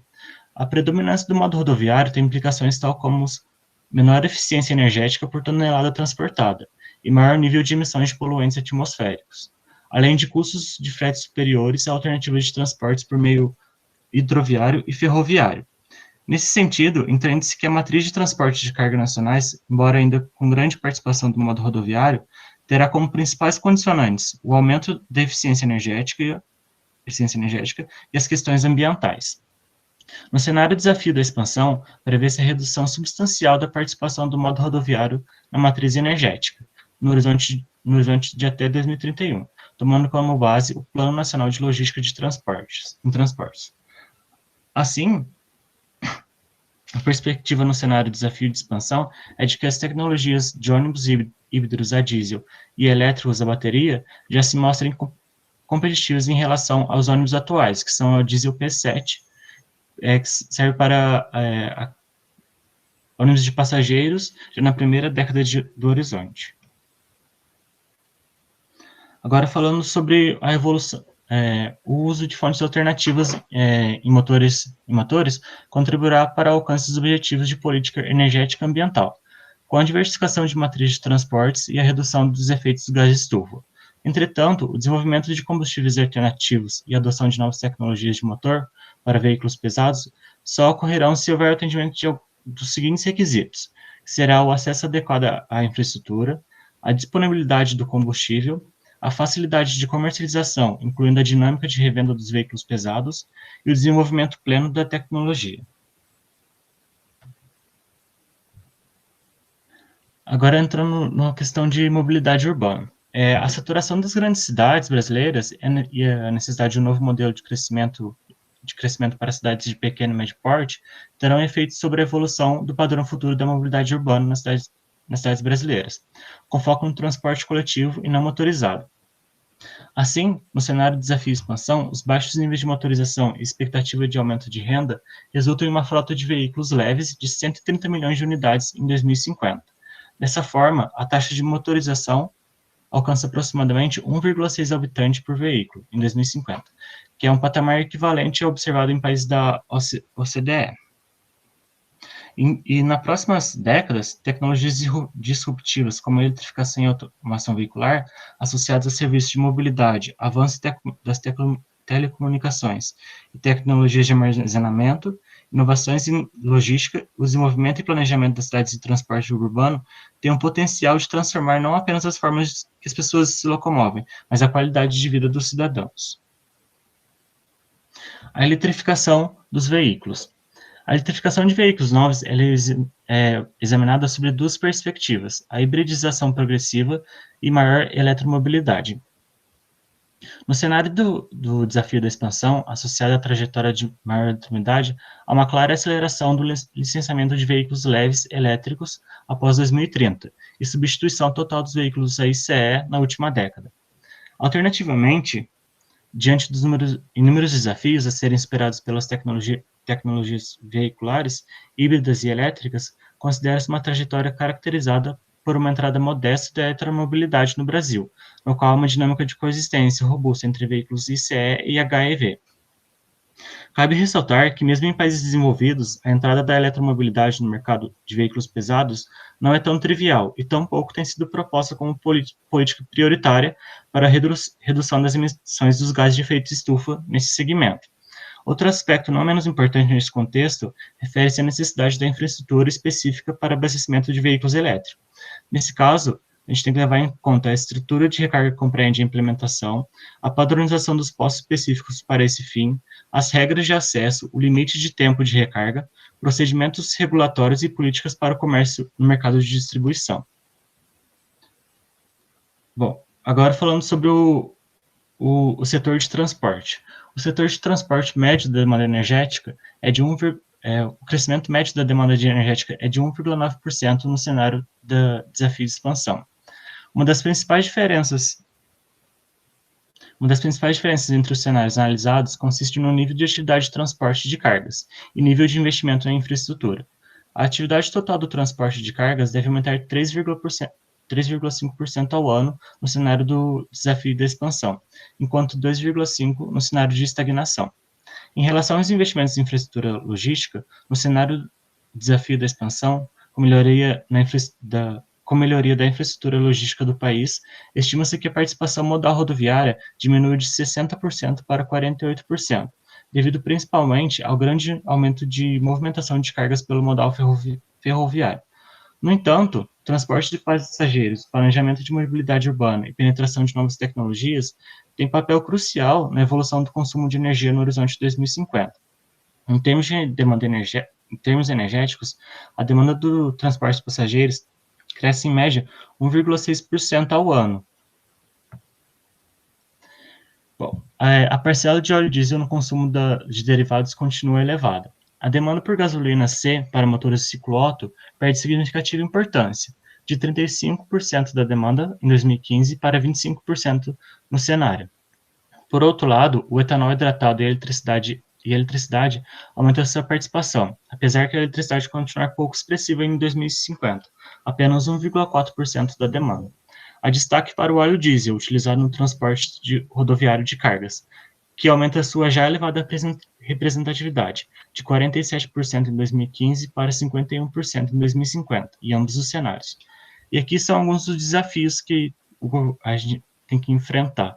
O primeiro deles seria definir governança de políticas públicas na área de transportes. E de 2020 até 2050, a gente pode enfrentar isso através do alinhamento com as autoridades envolvidas em políticas ligadas ao setor de transportes, para a implementação de planos, políticas, programas e projetos da área de transportes que sejam coerentes entre si.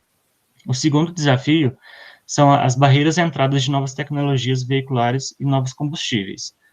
E a solução seria auxiliar na remoção de barreiras à entrada dessas novas tecnologias e desses novos combustíveis, em particular aquelas alinhadas com a transição energética para a economia de baixo carbono.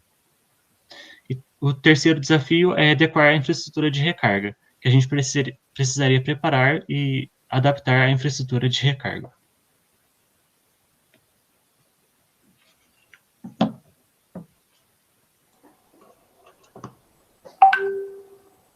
Iria mudar agora, o Fabrício, para outra pessoa ou não? Isso, agora é o Guilherme, ou senão vai voltar no Matheus, se ele conseguiu ligar o microfone. Matheus conseguiu?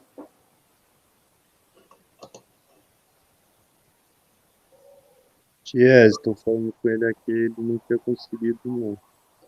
Ele pode falar pelo celular, será que ele não consegue? Então, ele falou que o Meet dele não está entrando pelo celular. Aí ele está tentando resolver agora o problema pelo celular. Porque pelo computador estava entrando, mas pelo que eu entendi, o áudio não estava indo. Aí ele fez, baixou o drive, o negócio não deu certo lá. Então, continua o Guilherme aí. A hora que o Guilherme acabar, a gente vê se ele consegue. Vai lá, primo.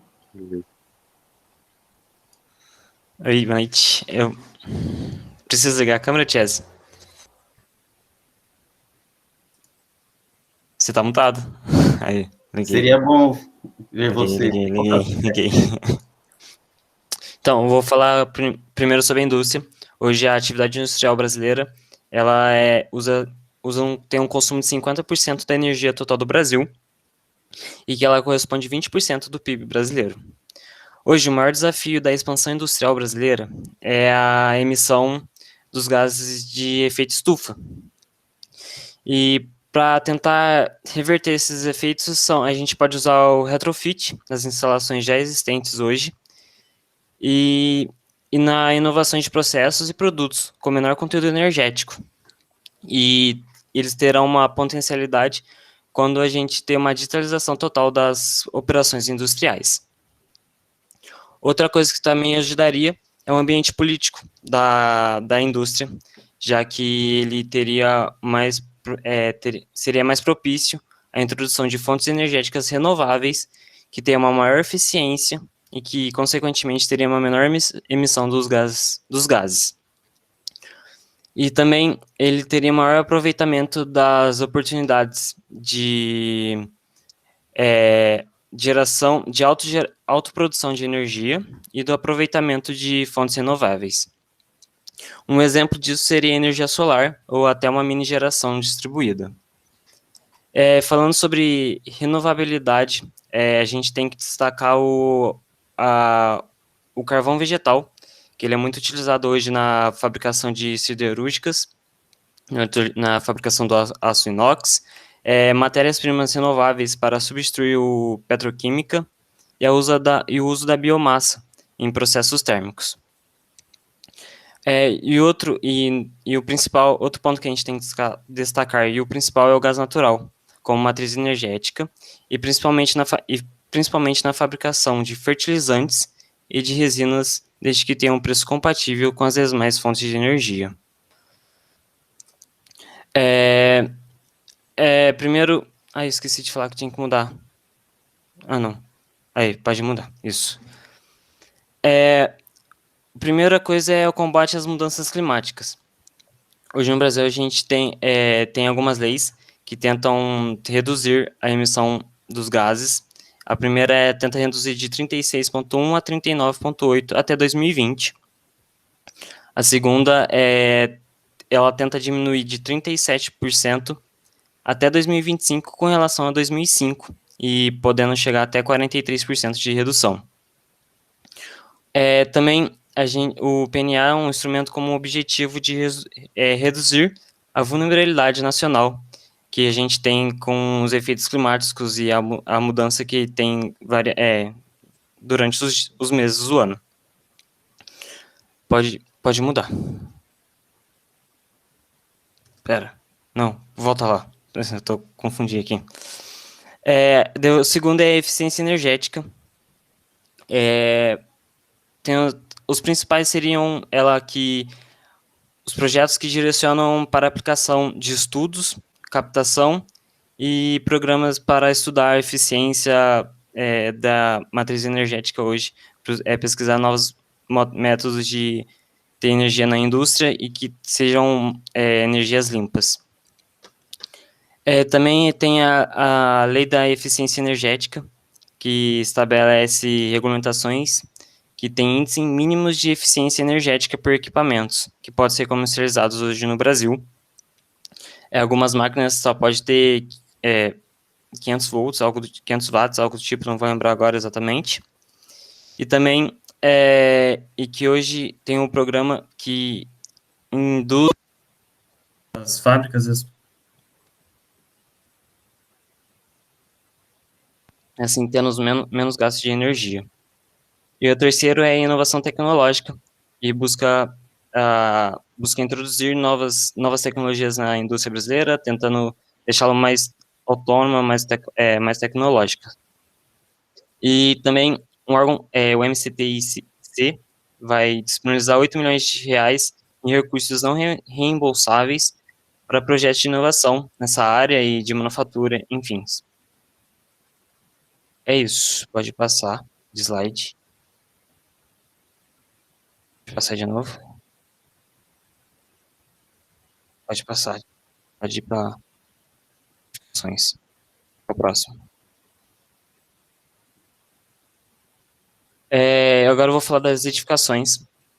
O setor de edificações hoje ele é composto por consumidores residenciais, comerciais e públicos. Ele responde aproximadamente 1/6 do consumo de energia e 50% do consumo de eletricidade do Brasil. Esse setor também é responsável pelo 90% de consumo nacional do gás de cozinha e 40% de lenha. Esse uso da biomassa é principalmente para cocção hoje, devido à renda do brasileiro hoje. Esses dois são os mais acessíveis e que é possível de ter acesso e acaba ajudando no geral. Porém, a lenha está tendendo a cair durante os anos devido à crescente do gás de cozinha, né, que a maioria das pessoas tendo acesso, mesmo pelo preço de hoje. Assim, isso ajuda a incorporar, ajuda no compromisso que o Brasil tem com a ONU, do DS7, que é ter acesso à energia sustentável e segura.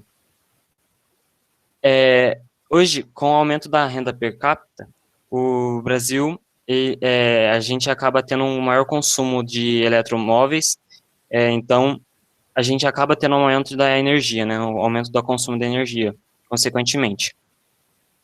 E assim, com o aumento de compras e de demais coisas, o comércio vai aumentando, e devido a isso, o consumo de energia tende a crescer.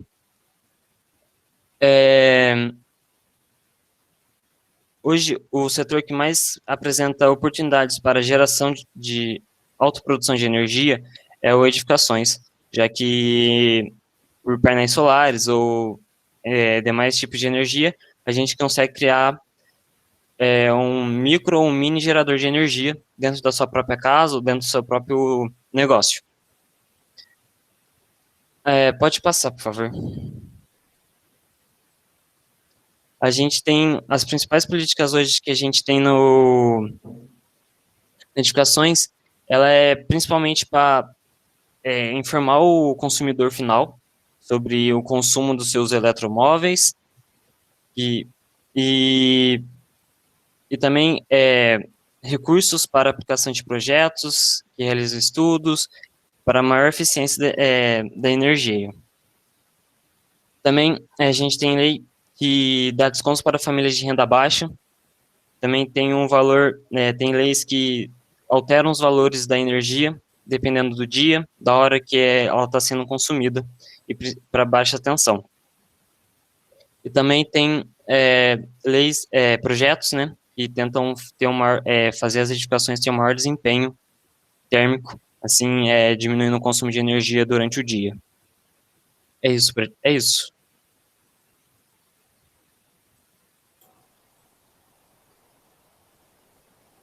Ok. O Matheus ainda não conseguiu resolver.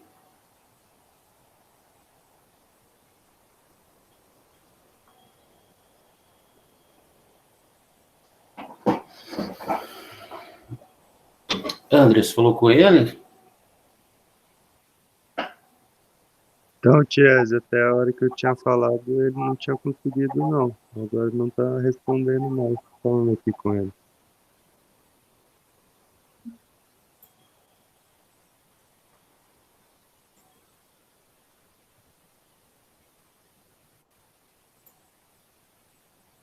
Ele falou que não tinha dado faz nem 5 minutos que não tinha rolado.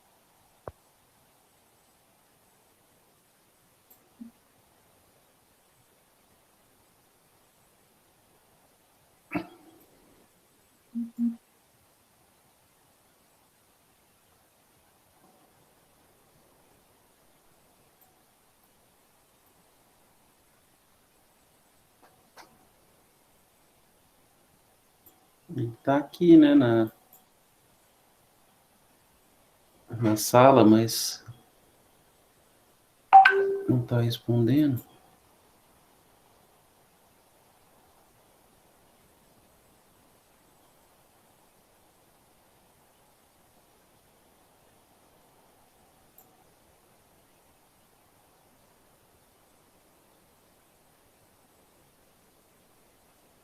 Ele sumiu. Ele falou que mandou alguma coisa. Gravei um áudio com explicações, não tem no grupo, mas não tem nenhum áudio lá. Vê no... É num grupo Será nosso. que não foi no WhatsApp? Tá no WhatsApp. Ele mandou num grupo que a gente tem só do meu grupo, da apresentação. Tá. Ah, é um áudio de... Ele falou que talvez ia fazer isso, um áudio de explicação. O Fabrício já voltou, né, no slide dele. Ele falou que tá respondendo aqui, Thiago. Ele respondeu.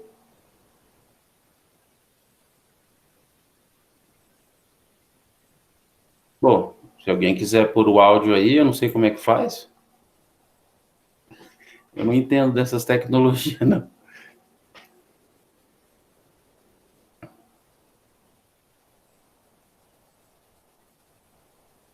Se alguém conseguir pôr o áudio dele aí.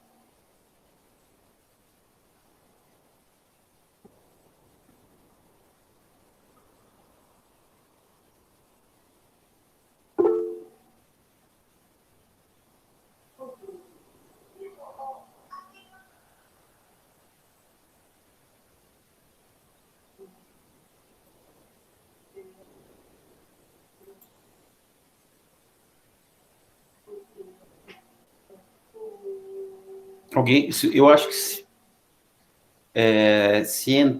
alguém entrar pelo celular vamos pelo celular e o áudio dá o áudio dele, eu acho que a gente escuta, não?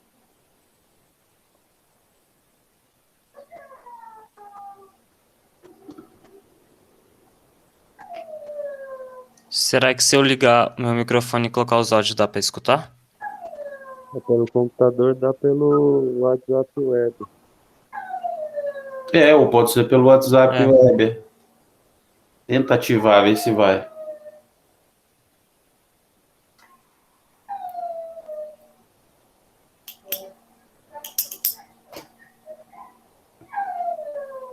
Você consegue fazer aí, Fabrício?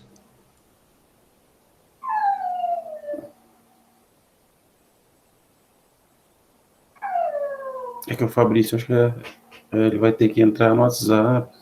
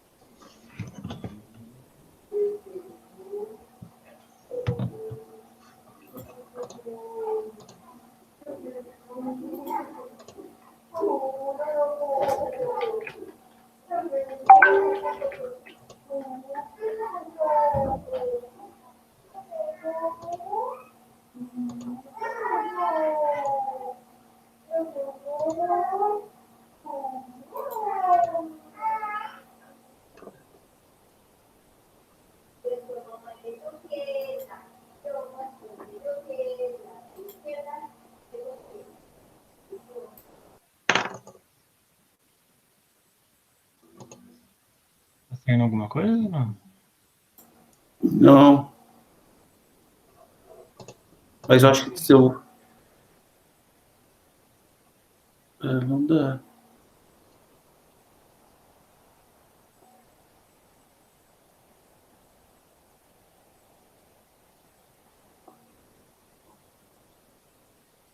Não tá saindo, né? Não tá. Ah, se eu só colocar pra reproduzir aqui no celular mesmo. Deixar meu microfone aberto e colocar. Pode ser. Não sei se vai ficar bom. Vamos tentar.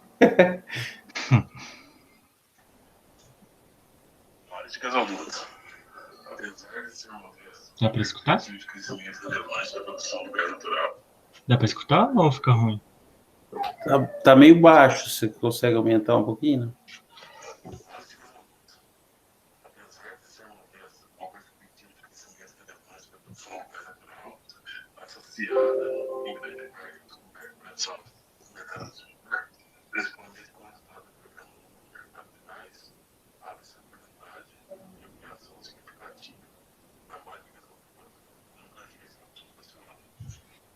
Deu pra escutar? Não, tá muito baixo. Não dá. Tá perto aqui do microfone, tá? Eu acho que... Tenta, ô Fabrício, entrar no Meet com o seu celular e fazer... E fazer ligar o áudio dele no Meet do celular, que eu acho que vai. Tá. Aí deixa aqui na apresentação mesmo, né, o seu, do computador. Deixa no mudo aqui e na apresentação, e aí tenta ir pelo celular, entendeu? Você vai ficar conectado aqui no Meet no seu.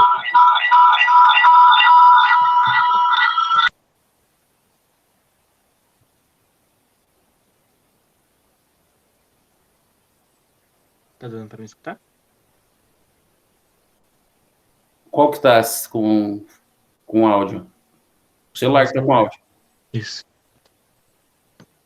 Não tá indo também, não.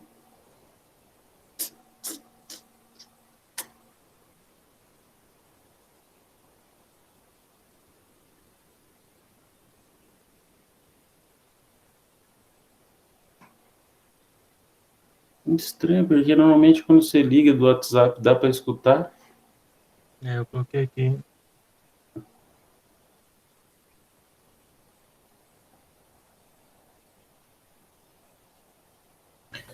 James, o que dá para eles fazer, que a gente fez uma apresentação, é anexar o áudio do Matheus no slide. Entra no PowerPoint, anexar o áudio. Aí ele baixa no computador e coloca no áudio. Coloca no PowerPoint.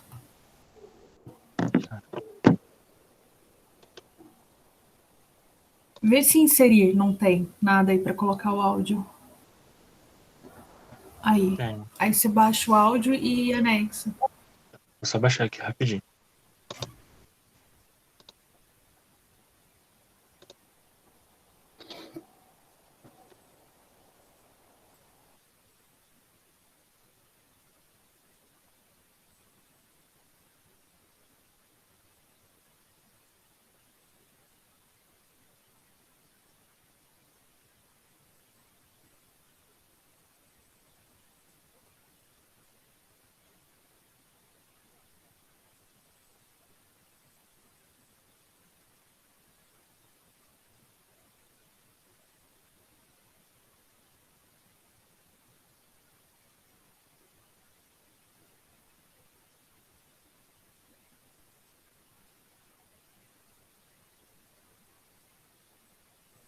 Aproveitar aqui só para fazer uns comentários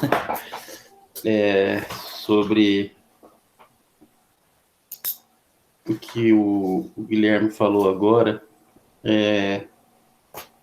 Se a gente olhar o balanço energético nacional, a quantidade de pessoas que voltou a usar lenha por conta do preço do gás é gigantesco. Assim. A gente tem, eu não me lembro o número agora, mas antes do gás estar esse preço que está hoje, né?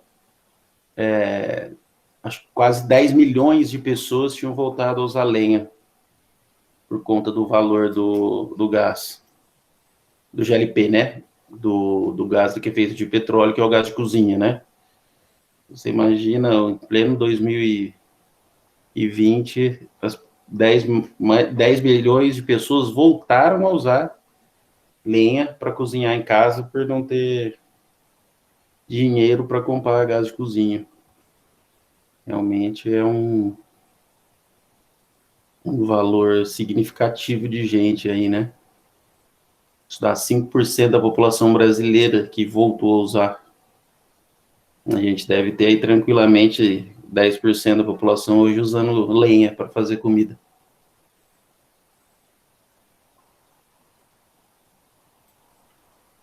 Caramba, e o mercado tá um horror, né? Tipo, eu tô desanimada de ir no mercado, gente. Tá uma coisa assim, fim de carreira. O mercado é aquela 3 sacolinhas dá R$100 e você não comprou nada, né?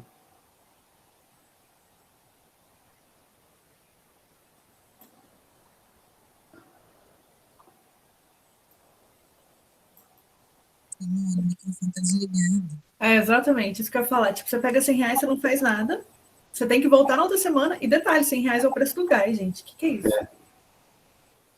Aqui eu tô com o balanço energético de 2020, os dados são de 2020, não são de 2021. 9% da energia usada no Brasil inteiro é gás. Se a gente pensar que 12% da energia usada no Brasil é hidráulica, o gás está aí, a lenha, desculpa, a lenha está 9%, a hidráulica 12,6%, ou seja, a lenha é 73% do que a gente consome de energia hidráulica, a gente consome de lenha. Você vê a quantidade de pessoas que voltaram, e esse número para 2021 vai estar absurdo, muito mais do que 9%.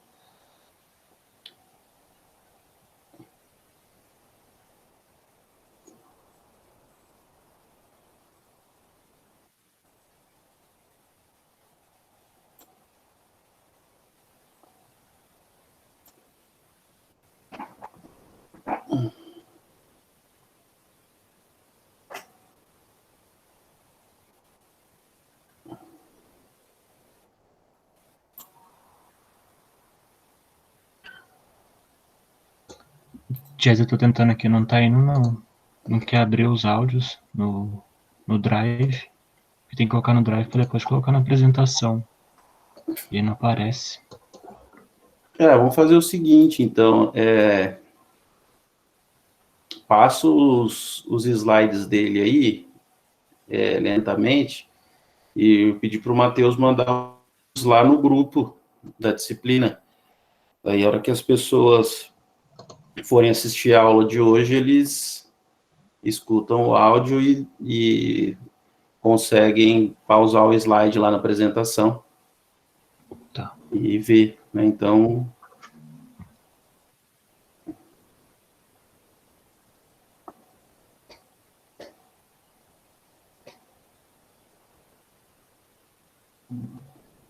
aí, Fabrício, volta só rapidinho a apresentação para a gente ver e encerra.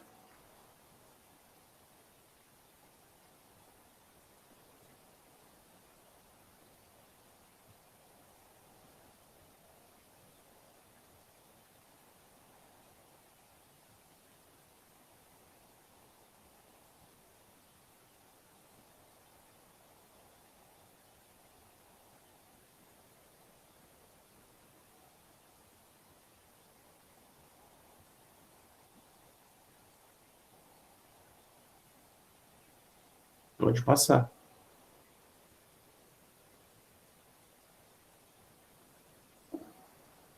O slide dele está falando da malha de gasoduto. Isso aqui é até interessante. Aproveito para fazer né, desse momento.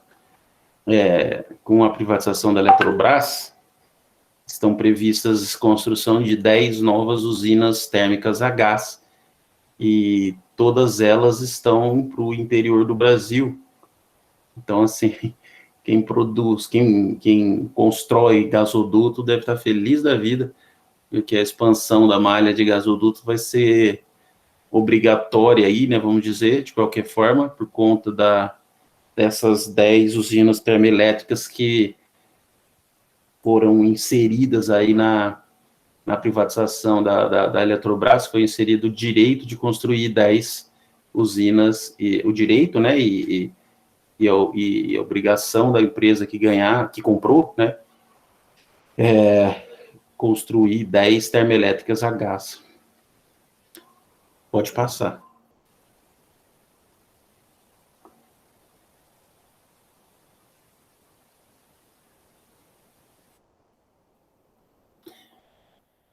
Isso.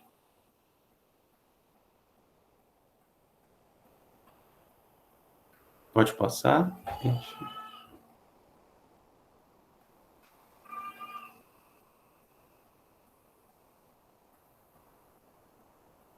Aí acho que já acabou, né?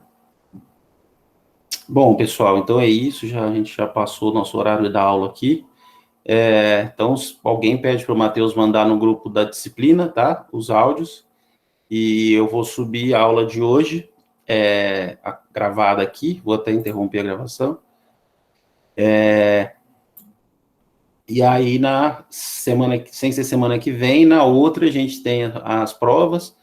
A prova, né, na verdade, eu vou deixar aberto aí de segunda a quarta, segunda meio-dia, quarta meia-noite, 11h59.